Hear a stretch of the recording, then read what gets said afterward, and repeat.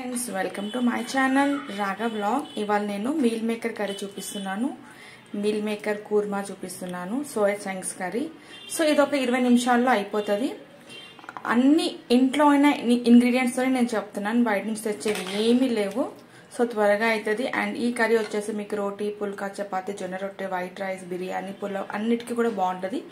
So దానికి కావాల్సిన items ఇవి. మీల్ మేకర్ ఒక 150 గ్రామ్స్ తీసుకున్నాను. ఇవి చిన్న సైజు. ఇవి వేడి నీళ్ళలో ఒక 10 నిమిషాలు నానబెట్టి వాటర్ మొత్తం తీసేయాలి.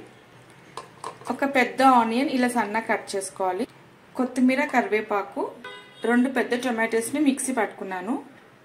ఒక కటోరీ పెరుగు, అల్లం వెల్లుల్లి పేస్ట్, ఉప్పు, కారం, పసుపు, ధనియాల పొడి, గరం మసాలా, బిర్యానీ ఆకు, నూనె. స్టవ్ ముట్టించుకొని కడాయి పెట్టుకుందాము. నేనైతే కుండలో చేస్తున్నాను. మీరు దేంట్లోనే చేయండి, గిన్నెలో అన్నా, కుండలో అన్నా, కడాయిలో అన్నా, దేంట్లోనే చేయండి. ఇప్పుడు ఇందులో 2 చెంచాల నూనె వేసుకోవాలి. నూనె వేడైంది. ఇప్పుడు ఇందులో బిర్యానీ ఆకు వేసుకోవాలి. తర్వాత ఆనియన్స్ వేసుకోవాలి.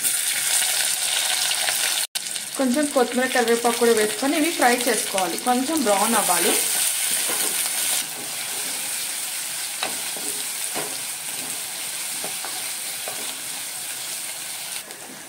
ఆనియన్స్ ఫ్రై అయినాయి. ఇప్పుడు ఇందులో అల్లం వెల్లుల్లి పేస్ట్ వేద్దాం. వేసుకొని కలుపుకోవాలి.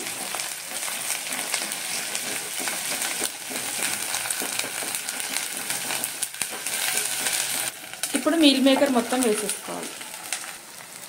తర్వాత దీనికి సరిపడంత ఉప్పు, పసుపు వేసుకోవాలి. వేసుకొని ఇవన్నీ మంచిగా మిక్స్ చేసుకొని ఈ మీల్ మేకర్ ఆయిల్లో ఒక 2 మినిట్స్ ఫ్రై చేసుకోవాలి మంచిగా. ఒక 2 నిమిషాల కోసం మూత పెట్టుకుందాం. స్టవ్ అయితే సిమ్లోనే పెట్టుకోవాలి.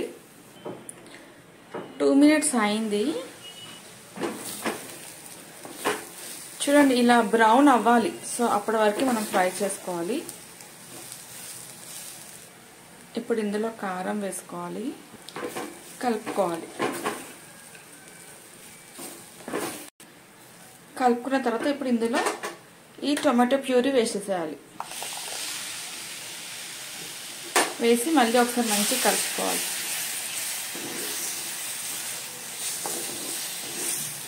కలుపుకొని ఇప్పుడు ఒక 5 మినిట్స్ స్టవ్ సిమ్లో పెట్టి మూత పెట్టేసుకోవాలి. ఆ టొమాటో మొత్తం ఆయిల్ రిలీజ్ చేయాలి. సో అప్పటి వరకు మనం మూత పెట్టుకుందాం. ఒకసారి కూర చూసుకుందాము. సో చూడండి, ఆయిల్ సపరేట్ అయింది ఇక్కడ సైడ్లో. ఇప్పుడు ఇందులో ఈ పెరుగు వేసేసేయాలి. వేసేసి కలుపుకోవాలి. దాంతోపాటు ధనియాల పొడి ఇంకా గరం మసాలా కూడా వేసేసుకొని కలుపుకోవాలి. స్టవ్ పెద్ద పెట్టేసేసి ఇది ఒక 2 నిమిషాలు కుక్ చేసుకుంటే అయిపోతుంది. ఇంకా దగ్గర పడుతుంది కూర.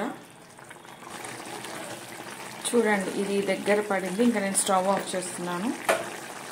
పైనుంచి కొంచెం కొత్తిమీర వేసుకోవాలి. చూడండి, ఇంకొంచెం చల్లగా ఏంటంటే ఇది థిక్ అవుతుంది. సో ఈ మాత్రం ఉండాలి. ఇంకా ఇట్లా ఉన్నప్పుడే స్టవ్ బంద్ చేయాలి. మరి గట్టిగా అయిన తర్వాత ఇంకా గట్టిగా అవుతుంది ఇది. ఎందుకంటే మీల్ మేకర్ కదా, వాటర్ మొత్తం పీల్చేసుకుంటుంది. సో ఇలానే ఉండాలి కన్సిస్టెన్సీ.